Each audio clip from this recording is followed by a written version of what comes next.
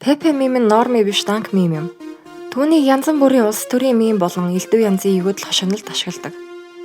Интернетэд консервативуудыг либерал social justice warrior-ууд дайрч давшилтгаас үүдэн alt-right-ууд либералуудаар доогдох уу хийж нэгтэд дэлгэрсэн. 2010 оноос 4chan'ы politically incorrect гэдэг улс төрийн болонд Пепе мэлхийг ашиглаж эхлэн энэ нь явандаа уг булангийн албан ёсны бус билег тэмдэг болсон байна. Political correctness нь зарим үг хэллэгийг тохиромжгүй хэмээн үзэж, уг үгийг гутаанд оромжилсан хэллэг гэж зааж, оронд нь зөөлрүүлсэн нэр тэмдэг ашиглахыг хэлдэг. Жишээ нь нэгэр хүнийг хар ирстэн, тахир дутуу хүний хөгжлийн бэрхшээлтэй гэх мэт. Тэгвэл Пепе яг эсэргээрээ. Мөн үүнтэй зэрэгцээд хэрэглэгчид лолын оронд кек гэж бичдэг болсон. Энэ нь World of Warcraft дээр Alliance Horde талууд хоорондоо харилцаж болдоггүй. Horde талаас лол гэж бичихэд Alliance талд кек гэж харагддагаас үүсэлтэй. Ингэж явсаар 2016 оны Америкийн ерөнхийлөгчийн сонгуулиар ортоход politically incorrect болонд хүмүүс Пепе мэлхийгээр мим хийж Дональд Трампыг дэмжиж эхэлсэн. 4chan'д оруулсан постууд сайт дээрх дараалал серийн дугаартай бичигддэг. Сүүлийн орнууд давхцсан байвал аз таарсан хэмээн get гэж бэлгшээдэг заншилтай. Энэ үед Трамптай холбоотой постууд харьцангуй их get авч эхэлсэн бөгөөд Трамп ялна гэсэн пост 8-7 дараалсан дугаарт бичигдсэн байна. Олон шашинд 7-гийн тоог бурханлаг тоо хэмээн бэлгшээдэг. Эртний Египтэд Огтуад буюу 8 шүтэн байдаг ба нэг нь мэлхий толгойтой кек бурхан юм.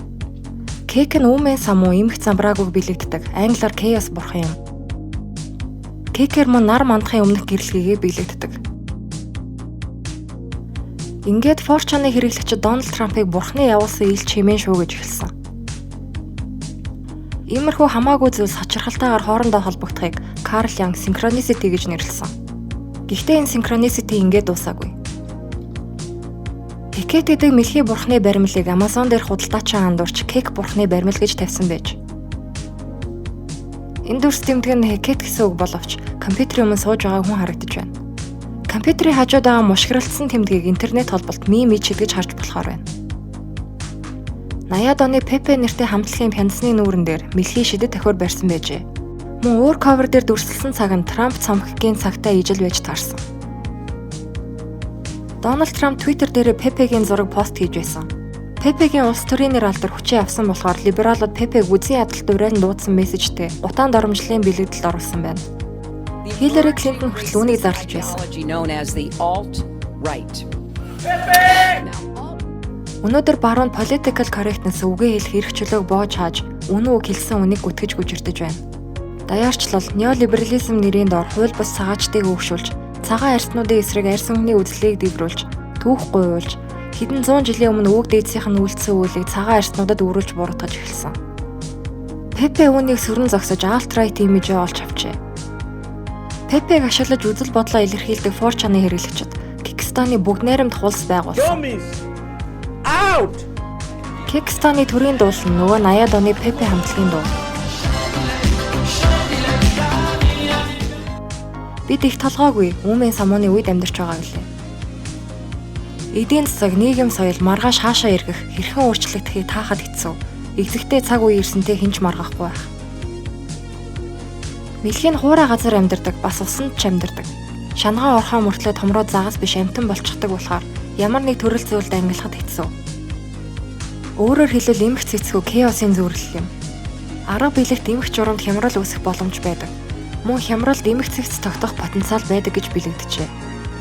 Юдаизмын Exodus судар дээр Бурхан өөрөө илч Мөсесээр дамжуулж Израильчуудыг Египтээс чөлөөлөхийг шаардаж, Бурхан Египтийн нутаг дэвсгэрийг мэлхийгээр дүүргэсэн гэж бичсэн байдаг билээ. Куран судар дээр хүртэл үүнтэй төстэй мэлхий олноороо гарч ирсэн тухай мөн бичсэн байдаг.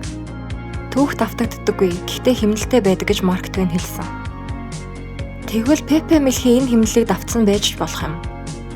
Мөсес Израильчуудыг Египтээс чөлөөлөхийг шаарддаг шиг энэ удаа Трамп эсэргээрээ хууль бус цагаачдыг нутгаасаа гаргахыг шаардаж байгаа юм. Трамп мим ичид дээр ялвуу?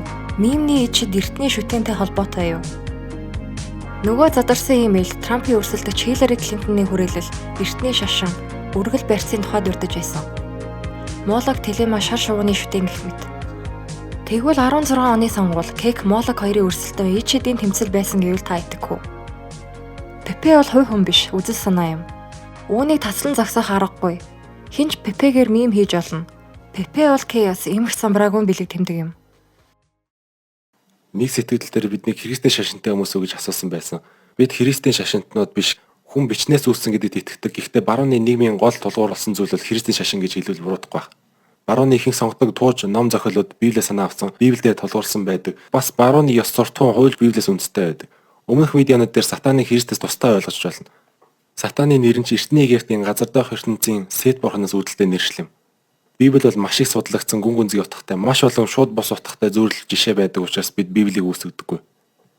Библийн хажууд Монголын нуус давч харьцангуй сайн судлагдаагүй задраа игдээгүй бүтээл гэж судлаач Дээж амын хэлсэн байсан. Бид нөрөө нэг хүн нуус давчан дээрх нэг мөртийг ингэ задраа гэж явуулсан мессеж ирсэн. Энэ мэтчлэн зарим юмс шууд бос утгатай байдаг болохоор шууд итгэх эсвэл үүсэх хэцүү. Stay woke, Skywalker.